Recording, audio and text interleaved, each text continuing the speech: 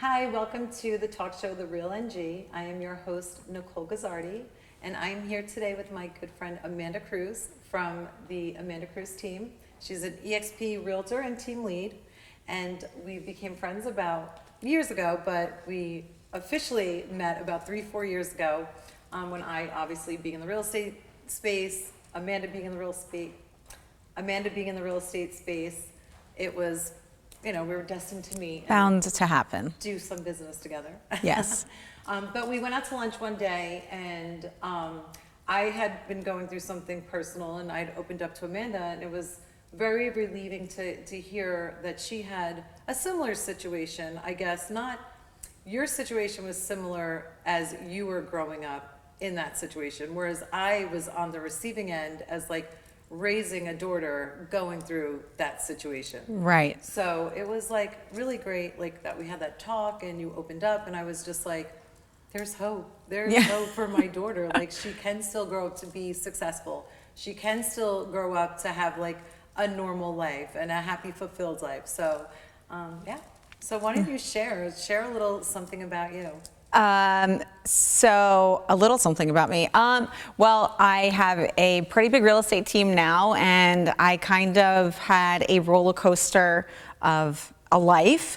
And now, like, knock on wood, I think now that I'm going to be 37, I'm in a very good place, and I thank God. You're in a great place. Thank you. You really are. Thank you. I see a lot of women, single moms, because you are a single mom, that, they don't hold a flame to you. Like, you are really killing it. Thank you. Thank you. I appreciate it. I grew up with drug addict mom. Dad was barely around. I got into a crazy abusive marriage. I almost died. My ex-husband literally tried to murder me. And I was living in a safe house, and all while you had your daughter? All I had my daughter. My daughter was like 4 at the time, maybe 5.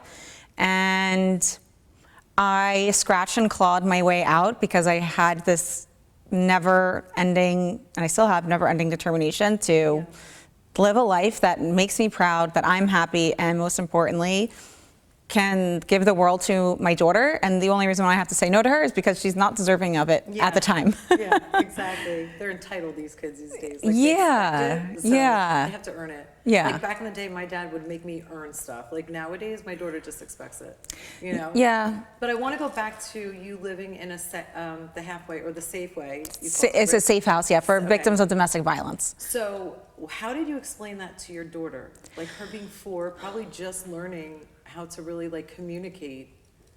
So that's a great question. The thing about my daughter is, even since she could speak, she knows when someone's like bullshitting her. Yeah. And but anyway, I had to lie a little bit to her when we went to the safe house. I told her that we won a contest on social media, and we were going to get to stay at this really cool big house for the summer. Wow. And that there was going to be other families that also won this contest there with their kids, because sadly enough, it's mostly women with younger children that are there. So did she buy it, or did she call your bluff? Was she like, this ain't no award? She was like, this was what we won. And it's actually a very nice, clean place. You have your own room, you have your own bathroom. But it's still like, you get there and you're like, like, everyone's here for a reason. They didn't win anything, Yeah. So she, towards the end, was like, how did we end up staying here again? And then through therapy, I started taking her to therapy, and we started talking and kind of unpacking why we were there in the most gentle way possible that you can tell a 5-year-old why we're there. Yeah. So now, at the time, you're in this safe house.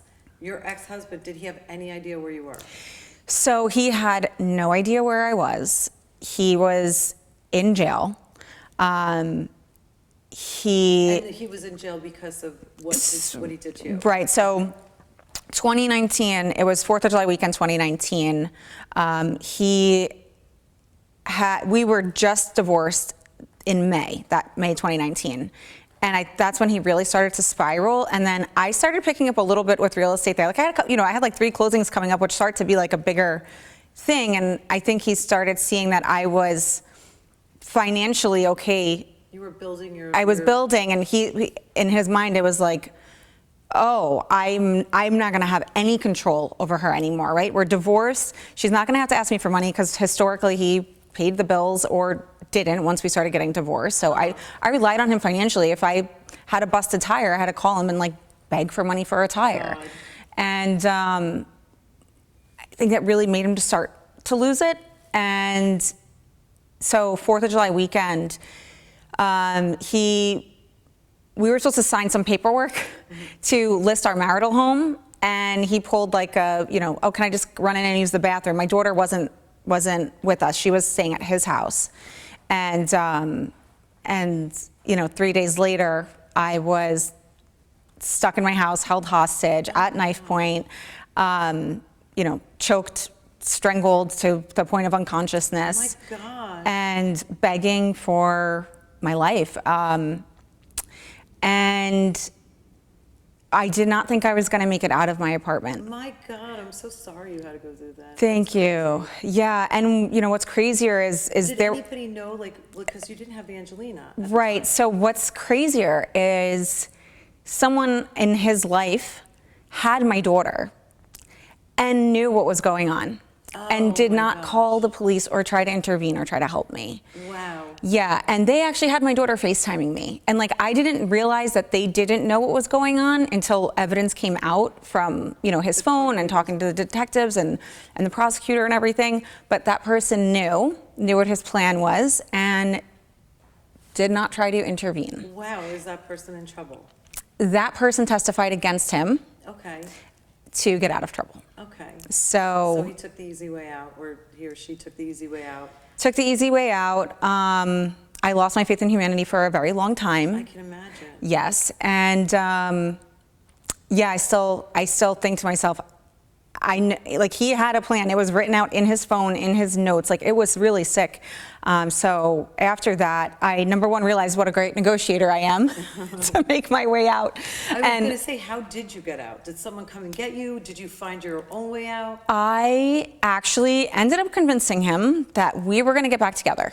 Wow. And that, I would never tell anyone that this happened. Oh. It was going to go, and I honestly at that time had also convinced myself that I was going to get back together with him, and I would tell no one that it happened. Yeah.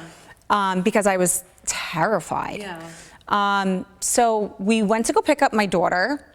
I showed the person, still not realizing that they knew exactly what was going on. I showed them some injuries that I had and stuff, and they were like, oh my goodness, all right, well, if you need anything, let me know, and totally playing me. Wow.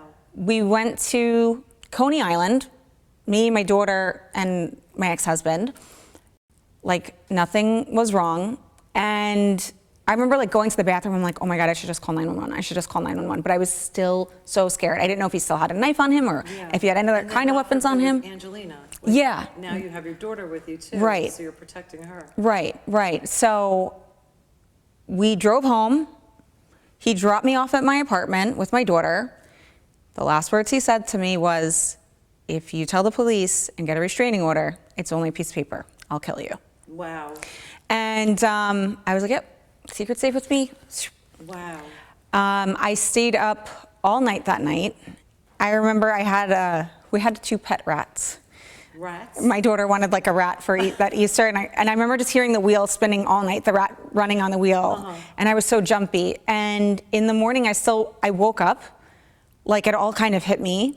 I took my daughter to camp, and I was like, oh my God, and my tongue was swollen, I had things in my mouth, my lip was busted.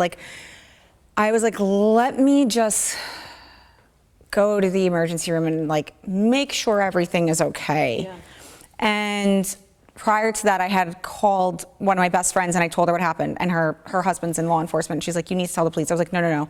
I was like, I cannot tell the police. I was like, I'll die if I tell the police. Yeah.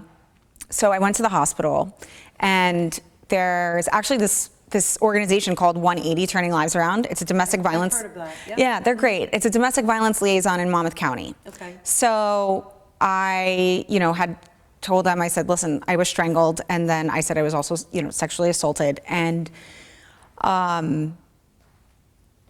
they brought in what's called a SANE nurse, but then they also had a representative from 180 come. Okay. So like, then they take you into this whole other room. And I was still too scared to say who did it, how it happened, whatever. I'm like, I just want to make sure like I'm good. And I always get emotional when I talk about this. I can never remember what the woman looked like or what her name was, but I remember like her realizing, I can find it in her, but I remember realizing as she was talking, or she must have realized, should I say, that I was in such grave danger that I wasn't even willing to accept it or like speak acknowledge it. Like I was so in denial. Yeah. And I was just trying to like protect myself at that time, but doing a horrible job at it, right? And she did not give up. And she was like, if you were sitting next to your daughter and saw her in the condition that you're in right now, what would you tell her to do? Yeah. And I was like, oh my God, you're right. Yeah. And like, I remember just like breaking down. So finally a detective came to the hospital and I told him, and I was just like, I am so terrified, like it could be my word against his, even though I had injuries, but like he had trained me so much because there had been so much domestic violence in our relationship. That's why I left. That I was more brainwashed. I was so brainwashed, and I was so afraid of him that I was like, well, what if he goes to jail for a week and gets out? Like, I'm toast. You were afraid of what's going to happen to you. Yeah, I was afraid of what if everything went wrong, what could happen. I wasn't even thinking of what went right. I had kind of lost my confidence in the legal system. Yeah. And rightfully so. Yeah. So one of my friends went to go pick up my daughter from camp, and crazy enough, like he actually got there like 5 minutes after to pick her up, and he wasn't supposed to pick her up that day. So I always go back in my mind, I'm like, holy shit, had I not called my friend to go pick her up, what would he have done? Because I remember he was calling me all day long and I wasn't answering the phone. Yeah. And I was like, I just can't imagine what he would have done if I didn't go pick her up, right? Because in the mind of like an abuser, it's like, I'll hurt your kids, I'll hurt you, I'll hurt your dog, I'll hurt your cat, however I can hurt you. Yeah, however I can hurt you and also say it's your fault. Yes. Even though it's, totally up to that person. So he actually ended up trying to like run to New York. Detectives tracked him down like 24 hours later. Wow. And he was arrested, and he had to stay in Rikers Island for like 2 weeks. Oh my gosh, that's crazy. That's like. Was he calling you like during that? No, because I had an immediate restraining order at that time, so there was no contact to be had. And the last time I ever saw him in person was when he dropped me off at my apartment. Wow. And then he was in jail. He was in jail for 2 years, and the cell phone, it could have been my word against his, despite having injuries or whatever. The cell phone, he had notes for like a month in there of what he was going to do, what he was going to say to me, messages between him and this person going back and forth about play-by-play. Play-by-play. When he strangled me, he told me that I turned purple and then I turned blue and my tongue was hanging out of my mouth. He also texted that to that person and said, guess what? I strangled Amanda to death last night. Oh my God. Yes. Well, hold that thought, because we're going to take a quick break, and when we get back, I want to know how you overcame all this, because that was a lot to take in. So how does something like that change you for the better, and how do you overcome this? We're going to find out from Amanda as soon as we get back. The best cookie, cake, and sugar artists teaming up to deliver a dazzling winter wonderland holiday creations. The ultimate battle for seasonal supremacy. All new Holiday Wars, Sunday night at 9.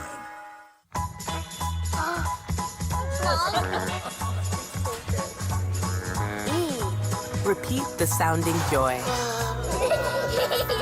Kinder Joy. Open a world of surprise. Kevin, where are you? Kevin! Hey, what's going on? I'm right here. I was busy cash backing for the holidays with Chase Freedom Unlimited. I can't believe you lost another Kevin. It's a holiday tradition. Earn big time with Chase Freedom Unlimited. How do you cash back? Chase, make more of what's yours. I used to think a holiday one-stop shop was a myth until I found Michael's. Oh, I need those. Definitely need those. I know, this place is unbelievable. How did you fit in the front door? XClad's new apron stands up to any kitchen challenge. Really? Don't believe us? Let's ask Gordon. Again?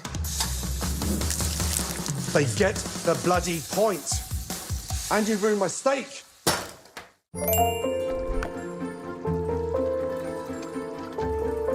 Abuela explained how the magic gave life to the family's house, casita. Discover imagination with Tony's. Our biggest competitor is going back to feeding their chickens antibiotics before they're even sick. You can't solve your problems by throwing antibiotics at them. At Purdue, we promise to stay no antibiotics ever. Purdue.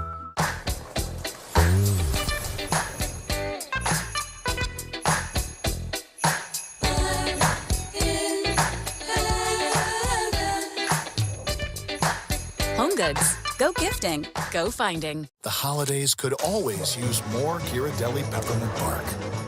More sweaters that hit the mark.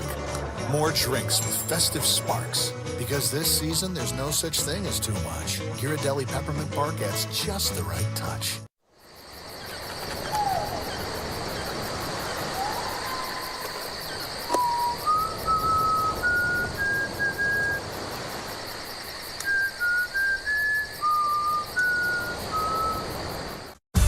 This holiday season, Kevin?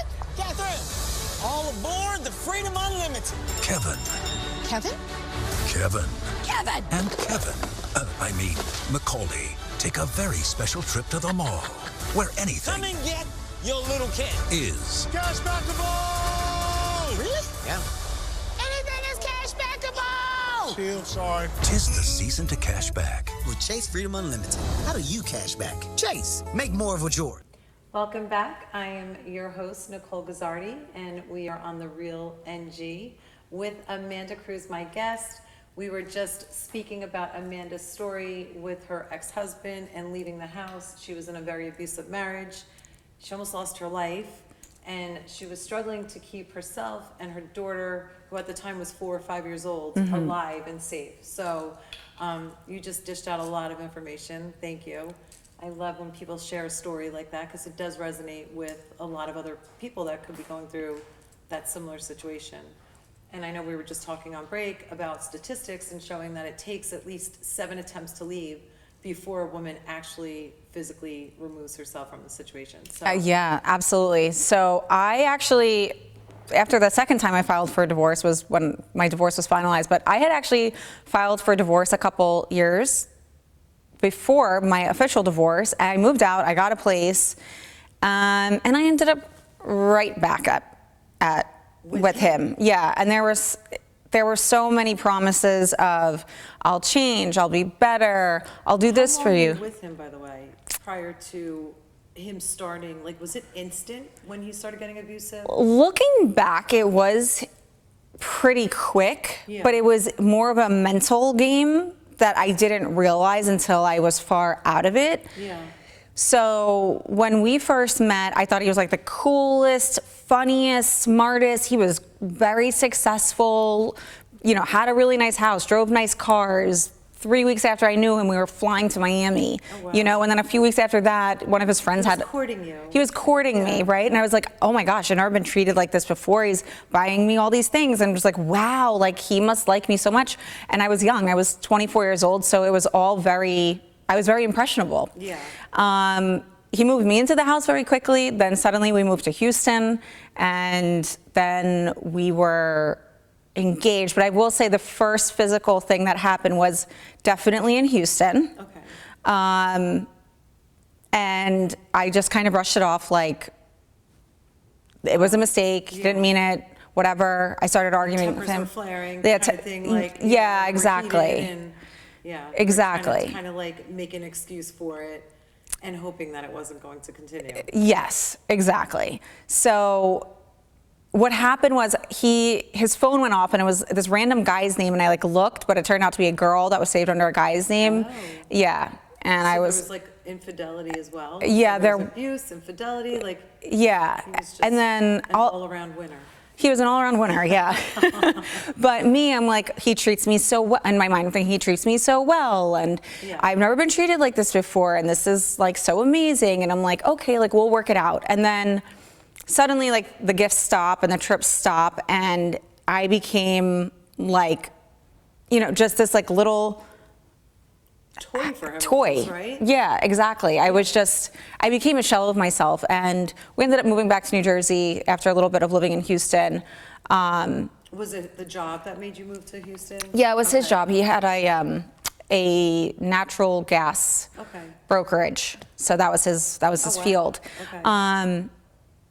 And we ended up moving back to New Jersey. I was pregnant, a little bit into us being engaged, and then I still started convincing myself, I'm like, well, he'll start letting me go out with my friends because I'm, you know, this big pregnant, so surely he's not going to think I'm talking to any guys. Meanwhile, prior to that, like, I never gave him a reason to think I was talking to anyone, but my family started getting cut off. Going to see my friends started getting cut off. To go to the grocery. Your time was getting like completely eliminated. I was suddenly like this little like slave in the house. I felt like a prisoner. Wow. The best way to describe it, how I felt, was like I felt like a fish just looking out of a fishbowl, watching the world pass by. Oh my you know? God. Yeah. So I just over time, like everything eroded, my self-esteem, my confidence. I started getting all these crazy health issues. I had thyroid issues, but it was because I was in stress. It was constant stress. They say will hurt you. Yeah. Stress could kill a person. Yeah. Oh yeah. So now let me ask you. Let's fast forward to you're gone. Now he was arrested. After you're in the safe house, he was found in. I think you said he went to. He fled to New York. They found him there. He was arrested. They extradited him eventually back to New Jersey, and he stayed in county jail. The one thing that was going to be able to really be like the nail in the coffin of my case, because he was not taking a plea, of course not, and he was taking it all the way to trial. So all the evidence that was in his phone was that nail in the coffin. Wow. Yeah. So he had appealed. So he tried to suppress the phone evidence. They denied it at the superior court level, and then he appealed it to the appellate court, and then appealed it to the what's the highest one? The Supreme Court in like Washington D.C. Yeah. They denied it. 2 days later, he committed suicide. Wow.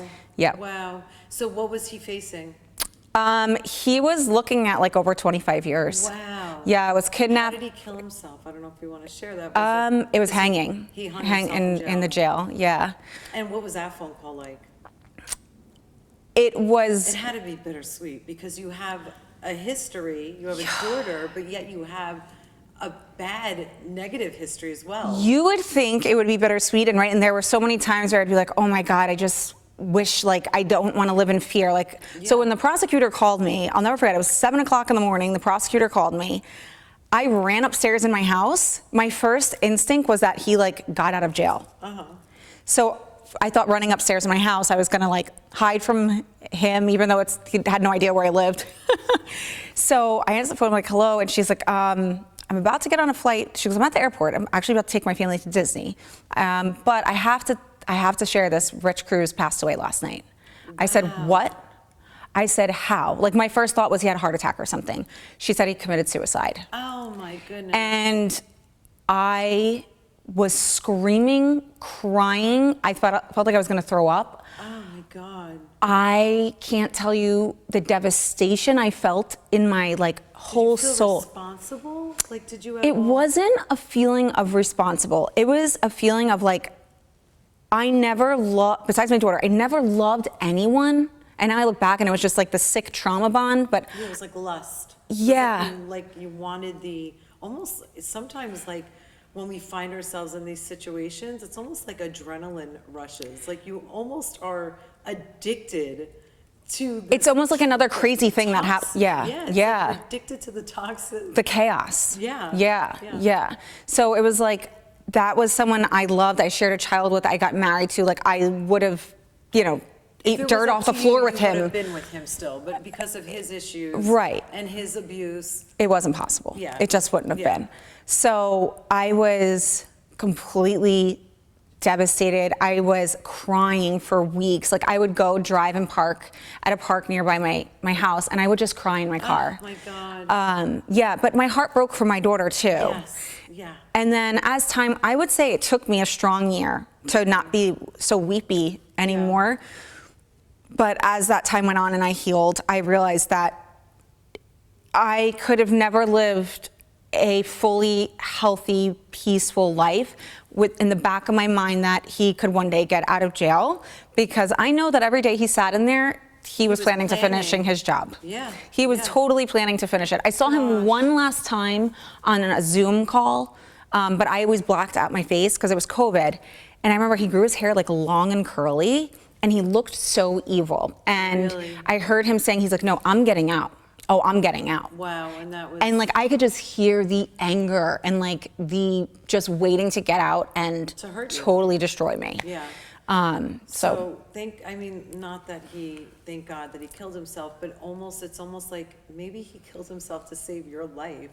You know what I'm saying? It's in a mysterious way. I believe that whether God works, I should say. Maybe if it's God that was working in a mysterious way, taking his life rather than him getting out and taking your life someday. Yeah, I think I would have always lived with a lot of stress in me, and my daughter, you know, who knows what that would have ever opened her up to. But I also believe that everything happens for a reason, and God won't let you go if it's not your time to go. Absolutely, I agree. So now you're out of this relationship, you're finally freed from it. What was that pivotal moment in your life that you said, I am now raising my daughter on my own completely? Like, there is nobody here to help. I'm a single mom. I had to be the role, like the sole responsibility, the role model for her. What was it that made you just catapult into this success? Because you are a living success. Thank you. You know, you're just building your own home, like first home, building it from the ground up. Like not many 36-year-old single moms can say that.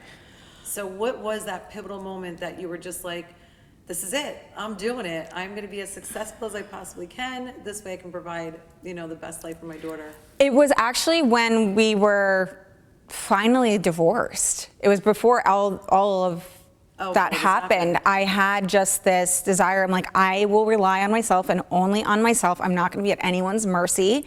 And I brought my daughter into this world thinking that she was going to live life one way. Yeah. And that's still the life I want her to live, but in a healthy, loving home, whether that's just me or that's me and a partner. Yeah. So how did you get your success to its level? What was the first step you did? Did you go out and do door knocking? Were you picking up the phones? Like, what was your hustle in the beginning? So I was cold calling. Okay. I still cold call. Yeah. And but that's what I would do. I was at one point on food stamps. This is while I'm still going through my divorce, and I was on food stamps, and he had done something where he figured out that I was getting food stamps and somehow like cut it. Oh my God.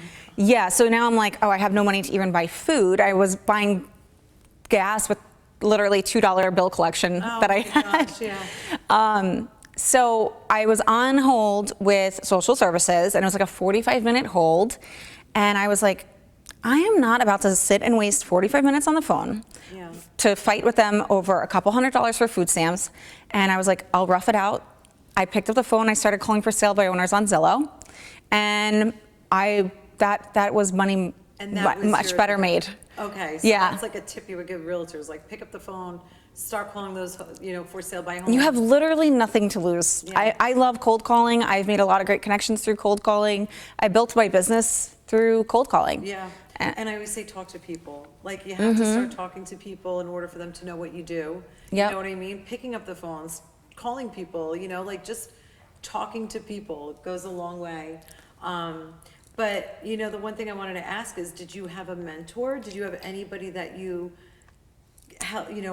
that latched onto? Yeah. Because I know me personally, Billy was my mentor. I just mirrored everything he did. I watched what he did. I mirrored what he did. I even spoke like his lingo. Like I would pick up what he said, and then I would find myself talking to sellers myself and saying saying his lingo. So who was your mentor? Who was the person that inspired you and really helped you? So I joined the absolute top team in the area when I first got my real estate license, and my team lead was my mentor for a couple years. And then I learned a lot from him, but like you said, like I would talk like he talked, and I would walk like he walked, and I would go on appointments like he went on appointments, and that's how I learned. I mean, and he was very good. He was the number one in the MLS for like 10 years. So eventually I outgrew that and I wanted more for myself. So I started building my own team. I love it. One by one. How many members or how many teammates do you have, or what do you call them, team members? Yeah, team members, 11. Wow. Yeah. Good for you. Thank you. Good for you. Yeah. So now I get to help them overcome their self-limiting beliefs. And you're the mentor. It's Yeah. like giving back. Yeah. It's giving back. Absolutely. I love it. I love your story, Amanda. As always, it's always a pleasure to just sit down and talk to you and get real with you. What's one piece of advice do you think you would give someone that's in your situation with domestic violence? In that situation, what's something you would tell them? The best piece of advice is that if you can live with someone that's abusive and can live with them every day, if you can make it out, believe in yourself enough to make it out. And if you make it out, believe me, there is nothing in this world you cannot do. Just believe in yourself. Tunnel vision, don't worry about what anyone else says. Believe in yourself, 1,000%. And there is support. So for those people that think that, you know what, I believe in myself, but I just don't have that support, there are tons of resources. Look them up. We will drop some links for sure that you can refer to. But again, if you are in a situation, there is help. There are women that would be, like Amanda, generous enough to just offer up those resources and that advice. So thank you so much for coming on. Thank you for sharing your story. And we will see you on the next episode of The Real NG.